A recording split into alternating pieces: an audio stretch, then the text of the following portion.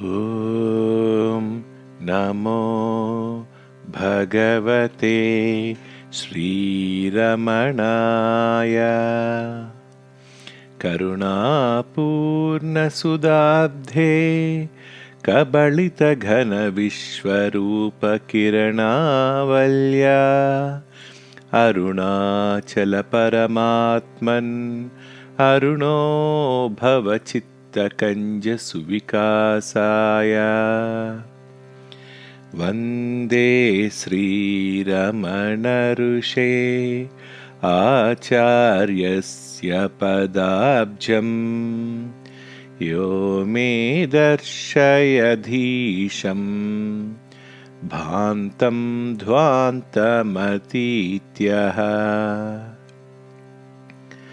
अखण्डसच्चिदानन्दे परब्रह्मण्यलौकिके विलसन्तं गुरुं नौमिं सर्वदा हृद्यहं भजे. Day by Day with Bhagavan, episode number 18, 24/6/1946. Lokamma sang Muruganar's benediction from Sharanapullandu. When she finished, Bhagavan said, "The last song she sang can be translated for them," meaning the Maharani of Baroda and Mrs. Talayar Khan. I accordingly gave the meaning of it. May all those devotees with great love also live long, who, coming to Ramana, get their desires fulfilled and, planting his feet in their heart, set all their troubles at rest and attain peace. Explaining why he wanted me to translate it, Bhagavan said, "Yesterday, Mrs. Talayar Khan asked me to have the best poem about me by Muruganar read out in the hall and translated for her and the Maharani.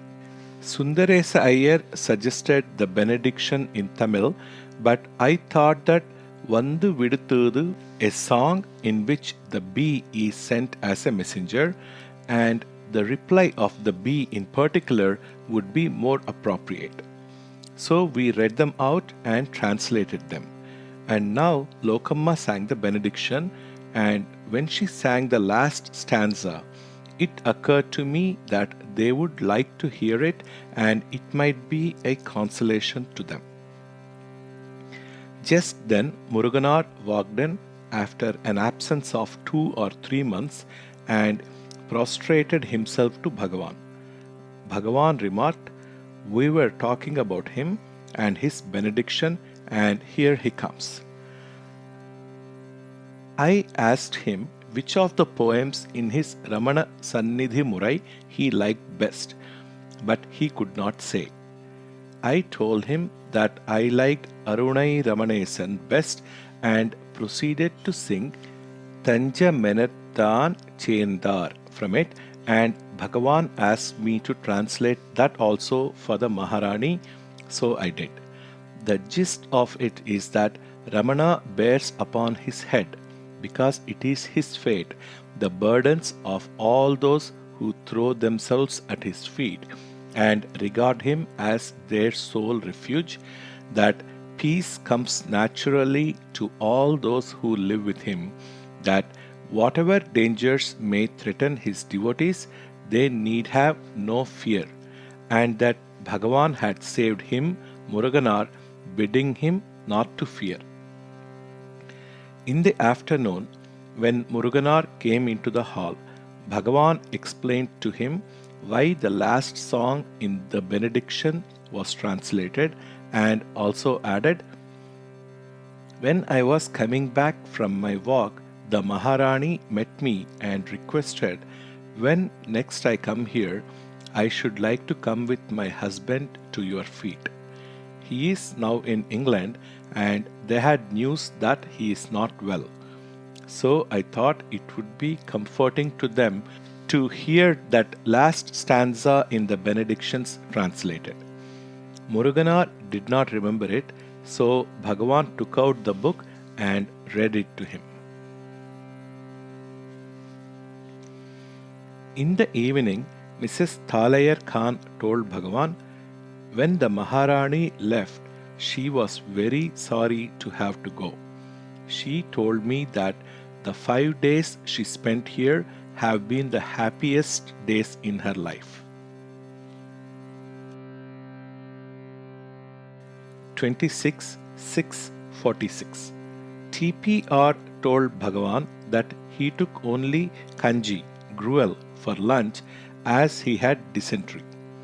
Bhagavan spoke highly of the efficacy of a gruel made of rice, dried ginger, coriander, and rock salt in Duppu, and added, it seems they are going to give us all kanji, gruel, tomorrow morning.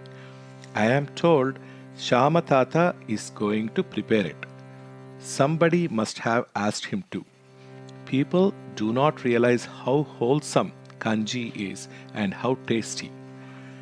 Bhagavan was then reminded of old Kirai Patti, who used to gather all kinds of green vegetables and cook them somehow, although she was half blind. It seems Bhagavan would thoroughly enjoy it. In those days, we would make kanji, gruel, and one avial with all the vegetables we had on hand. None of the fine dishes they make here now can equal the simple fare we enjoyed then. People do not realize the enjoyment of such a meal. Bhagavan went on to say, people don't know how a poor man appreciates his food, simple though it often is. He comes home terribly hungry after a day's hard work in the field or elsewhere, and then when he sits down for his meal, down goes one huge fistful after another until it looks as though he would swallow the plate as well. Your rich man sits down to a meal with all sorts of delicacies served on fine plates before him, and nibbles or sips at one thing after another, but relishes nothing, and has no sort of satisfaction from all the luxury spread before him. Even after we came down here, we still used to make kanji. At first, there were a lot of men working on the premises, clearing it of cactus and leveling it, and we used to prepare a midday meal for them in addition to their wages. For them and us together, we used to prepare only two dishes, a huge pot of kanji and another of all the vegetables we happened to have on hand. You can imagine the quantity when I tell you that the ladle we stirred it with was the branch of a tree. In those days, I used to do all the grinding for the cooking. Once I made uppuma out of kirai tandu. Somebody had brought a whole sack of kirai tandu, and we cut the whole lot up into small bits. There were 7 or 8 measures of it. I added 1 measure of ravai to it and boiled the whole lot well and made upma out of it. Everyone enjoyed it as upma made of ravai, but when I told them how it was really made, they were not so pleased. People always like something expensive. When the Mauni brought the mail today, he was limping with a pain in his right thigh. Bhagavan advised him to rub some liniment on it and told the attendant to give him some. Bhagavan's small bottle for constant use was empty, so Bhagavan told the attendant to take the big bottle from the cupboard. Bhagavan told Vaikuntha Vasar to take a small bottle of it to Mauni and see that he used it. When the large bottle was taken out of the cupboard, Bhagavan noticed that it was not full. So he turned to Kanna, who had brought it for him, and said, "It looks as though you bought this for yourself or your children and then gave it to me when you saw what a state I am in." And Perhaps the Chavanaprash you gave me was also bought for you or your children. Khanna assured Bhagavan that the liniment was not needed for himself or his family, but had been bought specially for Bhagavan, and he explained that the reason why the bottle was not full was that he had bought it in several smaller bottles and transferred it to this large one. A little later, he handed Bhagavan a piece of paper on which he had written something. After reading it, Bhagavan said, "It is a complaint." He says, "I have been coming to you, and this time I have remained nearly a month at your feet, and I find no improvement at all in my condition. My vasanas are as strong as ever. When I go back, my friends will laugh at me and ask what good my stay here has done me."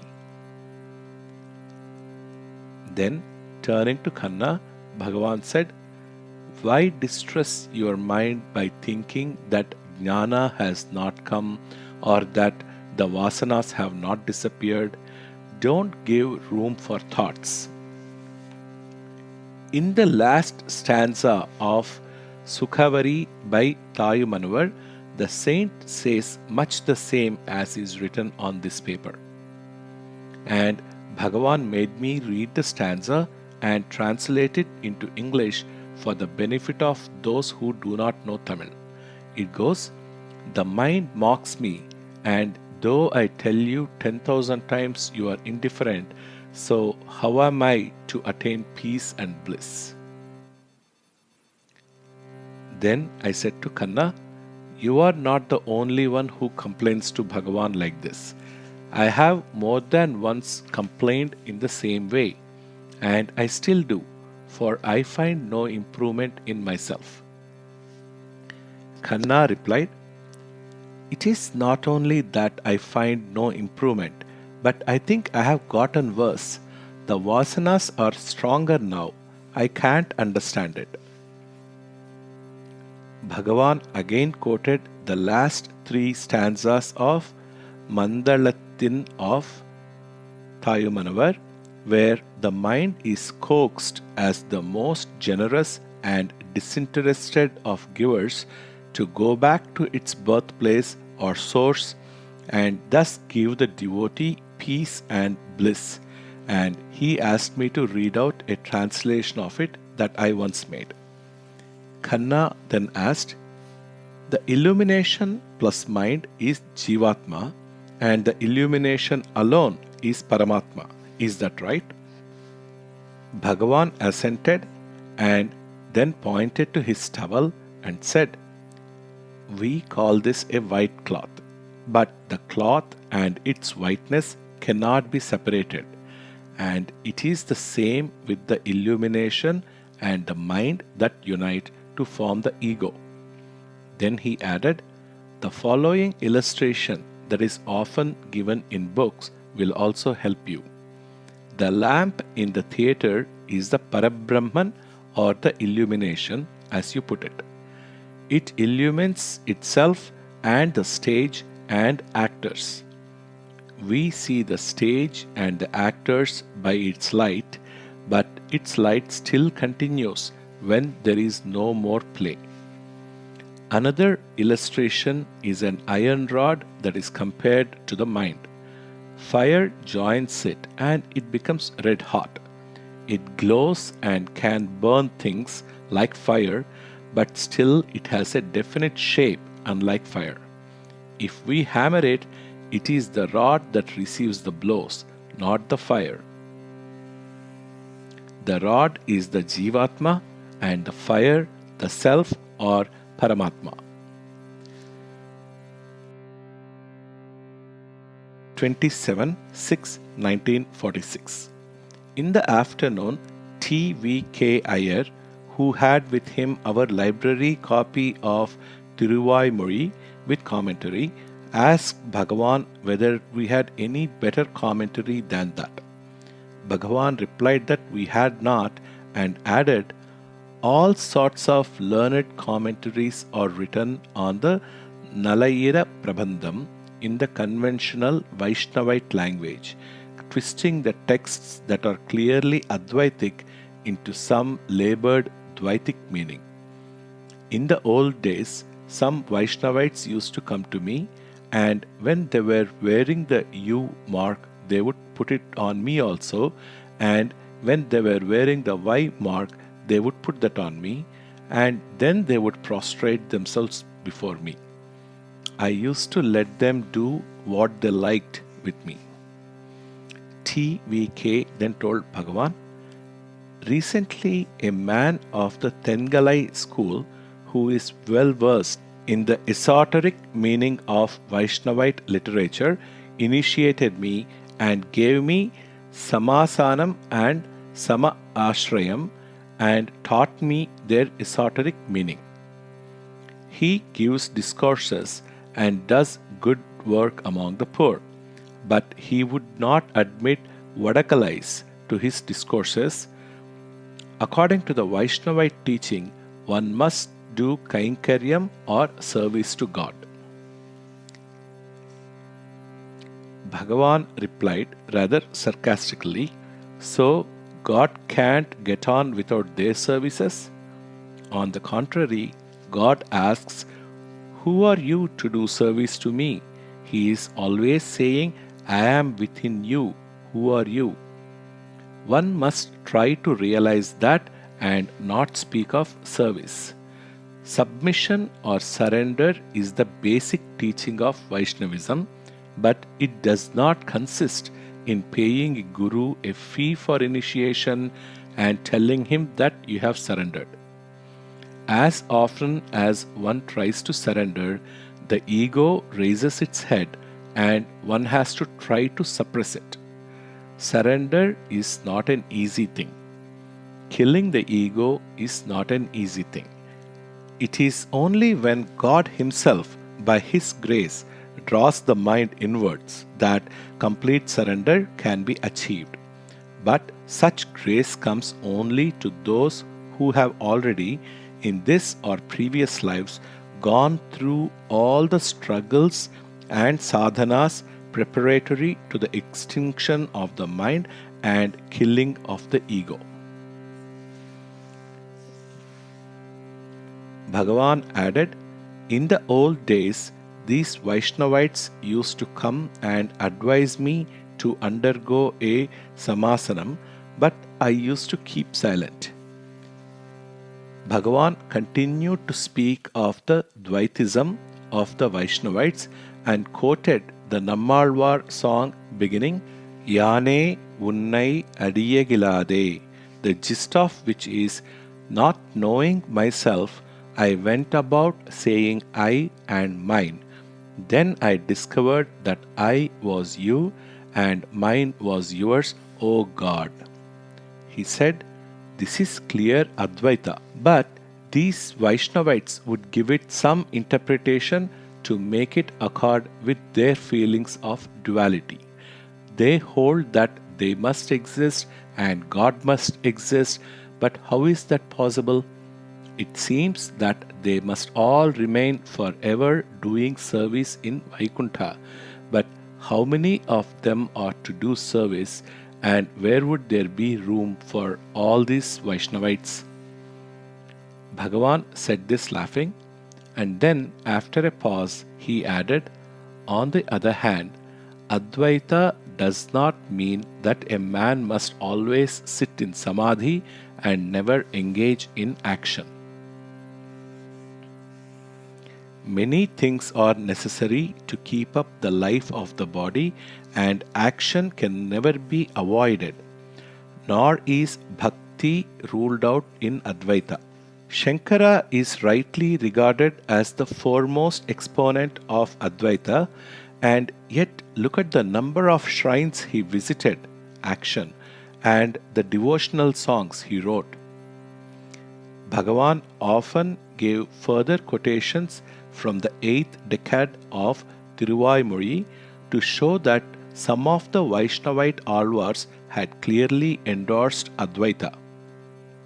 He particularly emphasized the third stanza where it says, I was lost in him or in that, and the fifth, which is very like the Tiruvachagam stanza that says, the ego got attenuated more and more and was extinguished in the self. Later, a visitor asked whether Bhagavan had ever thought of making a tour all round India or would consider such a proposal. Bhagavan: I have never had any such idea, though several devotees have proposed it. Rajeshwarananda once said he would arrange for a special train to take me all over India. But what is the use of my going anywhere? I am not able to see anything. I took this to refer to Bhagavan's seeing only the self in everything. They say I must go and give darshan to all the people in those spots who may not be able to come here. But even if I went, who would take any notice of a beggar going about clad only in a loincloth? Or should I go with a label on my forehead or a card hung around my neck saying, Here goes a Maharshi? Or I should have to take a big retinue who would go about proclaiming, Here comes our great Ramana Maharshi. Besides, out of all the millions of people, to how many should I be able to give darshan? Again, at about 7 o'clock in the evening, when I went into the hall, Bhagavan returned to the subject, saying, People come here to give darshan to me, so why should I go to give darshan to them? If I yielded to the importunity of some devotee and went to some place when he asked me, I should have to go to every place that every other devotee asked me to, and there would be no end to my trouble. 28:6:46. In the afternoon, Khanna's wife appealed to Bhagavan in writing, I am not learned in the scriptures, and I find the method of self-enquiry too hard for me. I am a woman with 7 children and a lot of household cares, and it leaves me little time for meditation. I request Bhagavan to give me some simpler and easier method. Bhagavan: No learning or knowledge of scriptures is necessary to know the self, as no man requires a mirror to see himself.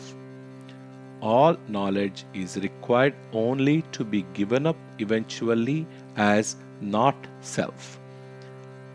Nor is household work or cares with children necessarily an obstacle.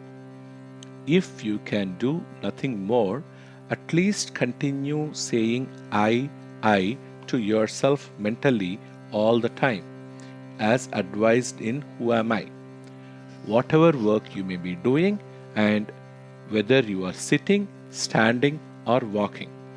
I is the name of God. It is the first and greatest of all mantras. Even Om is second to it. Khanna: The Jiva is said to be mind plus illumination. What is it that desires self-realization, and what is it that obstructs our path to self-realization? It is said that the mind obstructs and the illumination helps. Bhagavan: Although we describe the Jiva as mind plus the reflected light of the self, in actual practice, in life, you cannot separate the two. Just as in the illustrations we used yesterday, you can't separate cloth and whiteness in a white cloth, or fire and iron in a red hot rod. The mind can do nothing by itself. It emerges only with the illumination and can do no action, good or bad, except with the illumination. But while the illumination is always there, enabling the mind to act well or ill, the pleasure or pain resulting from such action is not felt by the illumination, just as when you hammer a red hot rod, it is not the fire but the iron that gets the hammering. Khanna, is there destiny?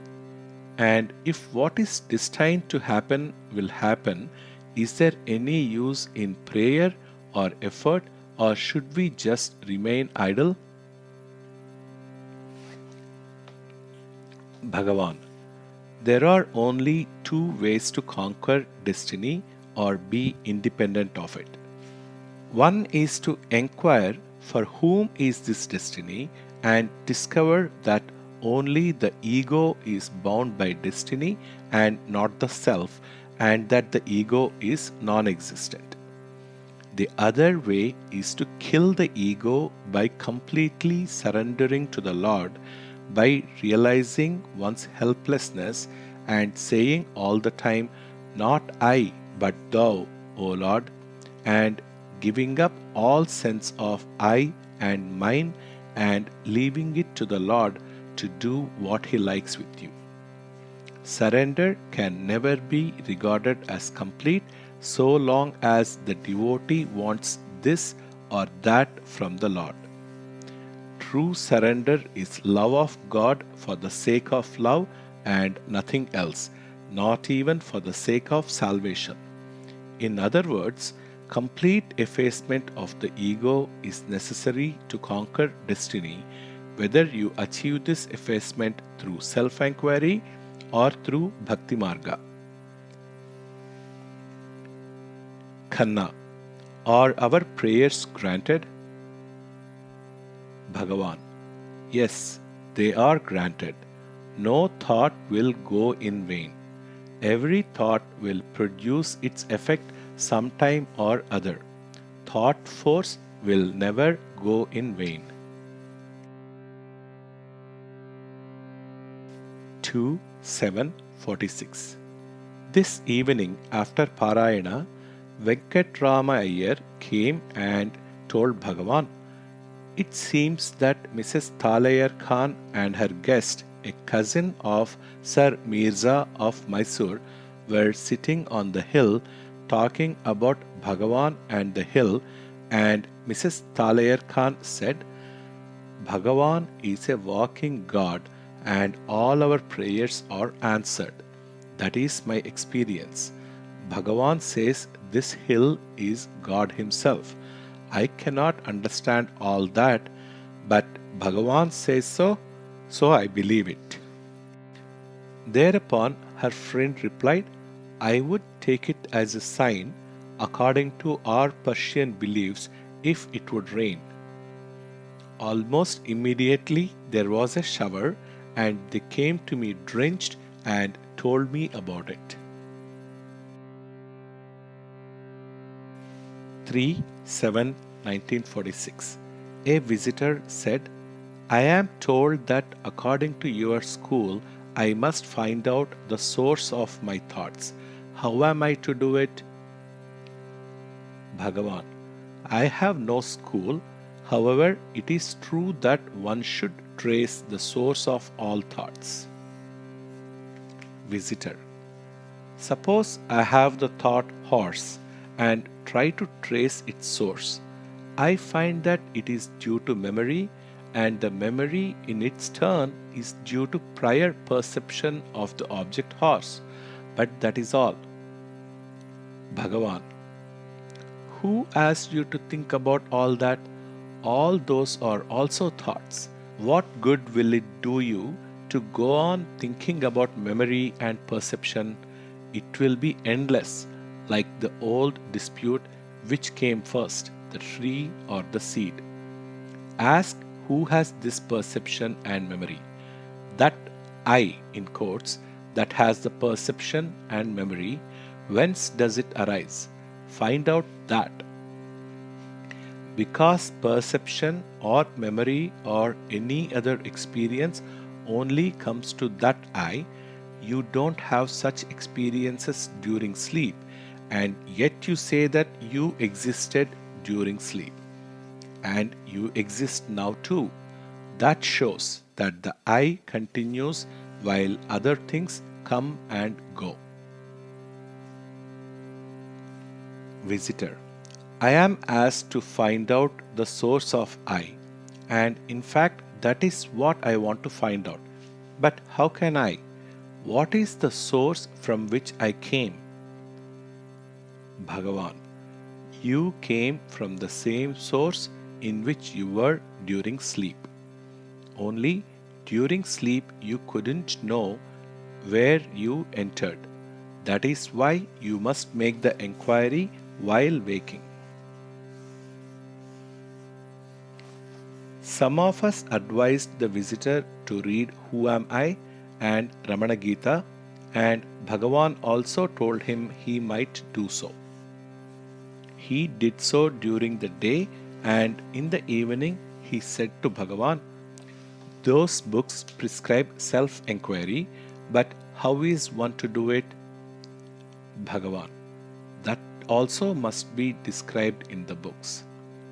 Visitor: Am I to concentrate on the thought, Who am I? Bhagavan: It means you must concentrate to see where the I thought arises. Instead of looking outwards, look inwards and see where the I thought arises. Visitor: And Bhagavan says that if I see that, I shall realize the self. Bhagavan: There is no such thing as realizing the self. How is one to realize or make real what is real? People all realize or regard as real what is unreal, and all they have to do is to give that up. When you do that, you will remain as you always are, and the real will be real. It is only to help people give up regarding the unreal as real that all the religions and the practices taught by them have come into being. Visitor: Whence comes birth? Bhagavan: For whom is birth? Visitor: The Upanishads say, He who knows Brahman becomes Brahman. Bhagavan: It is not a matter of becoming, but being.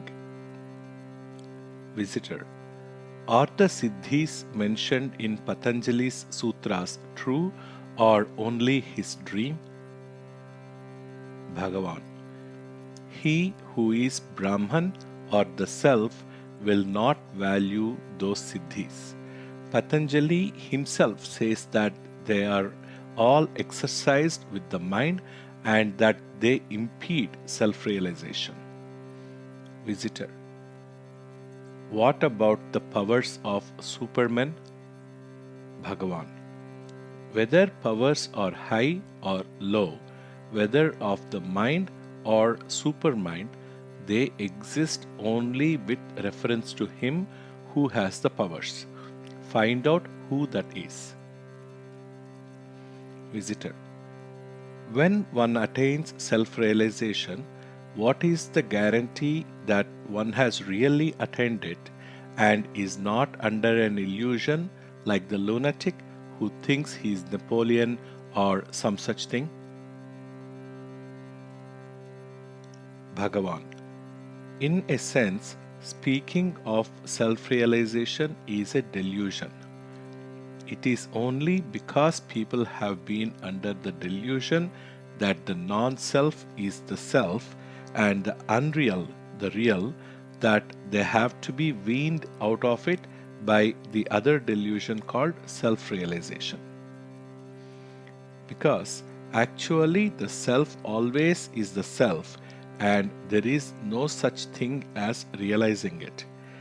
Who is to realize what and how when all that exists is the self and nothing but the self?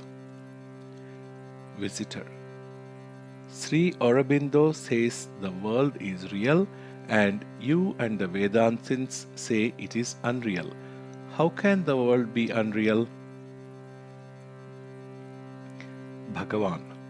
The Vedantins do not say the world is unreal. That is a misunderstanding.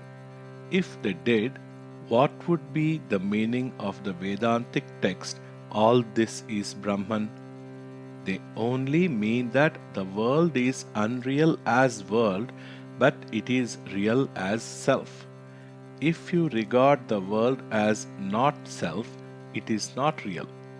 Everything, whether you call it world or Maya or Leela or Shakti, must be within the self and not apart from it. There can be no Shakti apart from the Shakta. Visitor. Different teachers have set up different schools and proclaimed different truths and so confused people. Why? Bhagavan. They have all taught the same truth, but from different standpoints. Such differences were necessary to meet the needs of different minds differently constituted, but they all reveal the same truth. Visitor. Since they have recommended different paths, which is one to follow? Bhagavan. You speak of paths as if you were somewhere and the self somewhere else and you had to go and reach it. But in fact, the self is here and now and you are that always. It is like you being here and asking people the way to Ramanashramam and complaining that each one shows a different path and asking which to follow. Nagamma has been keeping a record of interesting events that she writes to her brother D.S. Shastri at Madras in the form of letters. This was placed before Bhagavan and he looked through it and suggested that she should paste a list of contents on the cover. One of the extracts referred to squirrels and this led Bhagavan to start speaking about them. There was once a regular war between the people here and the squirrels for a whole month. They used to build their nests over my head. Each day the people would destroy them and the next day the squirrels would have built them again. At last all the holes in the roof were stopped up and the squirrels could do nothing. At one time they used to run all over my couch and get into the sides and under the pillows and everywhere, and I had to look carefully before I sat down or leaned back. It has sometimes happened that I have accidentally leaned heavily on some small squirrel and given it samadhi without knowing. The same thing sometimes happened on the hill too at Skandashramam. There too, the squirrels used to nestle in my mattress and pillows. It began even before that. Even when I was at Gurumurtam, birds and squirrels used to build their nests all around me. There is a bird that builds its nest of mud. Once while I was there, such a nest was built, and after the birds had left it, squirrels occupied it.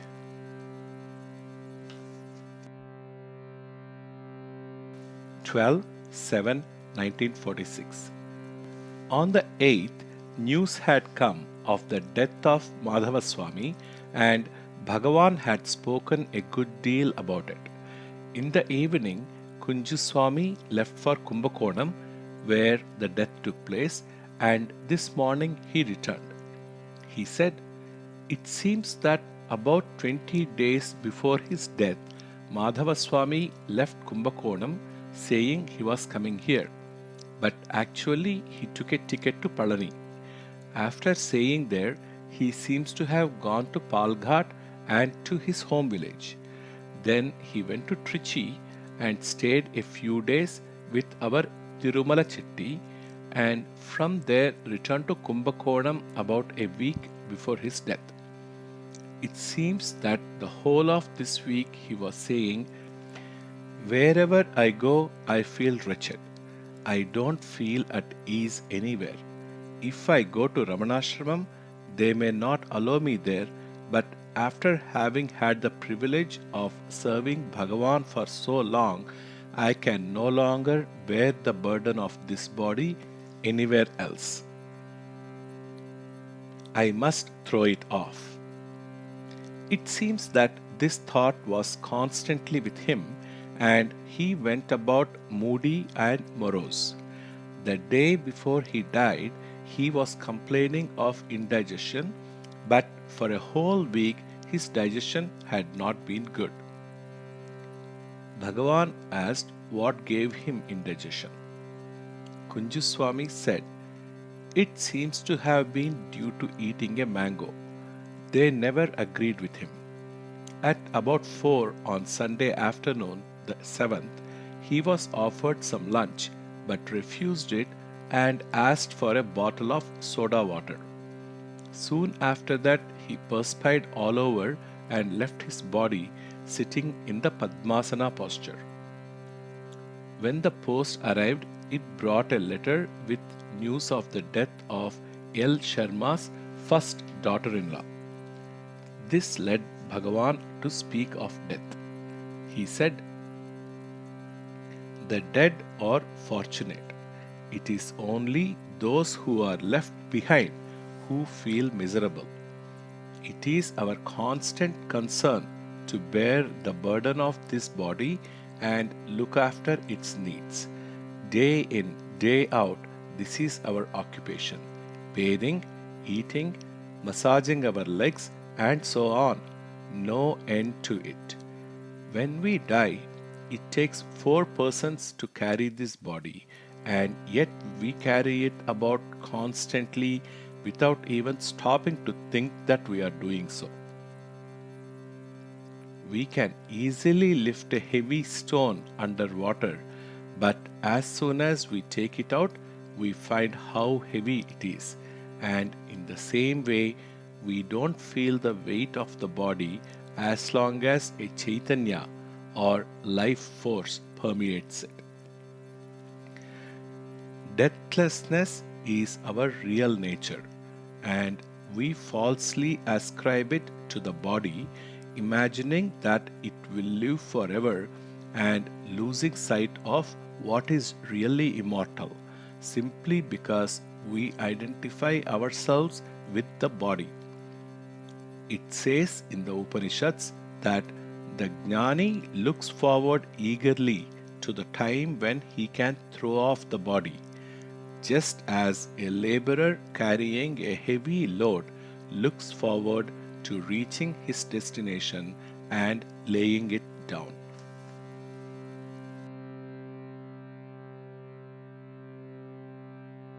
Om Namo Bhagavate Sri Ramanaya. Sarvam Sri Ramanarpanamastu. Om Shanti Shanti Shanti.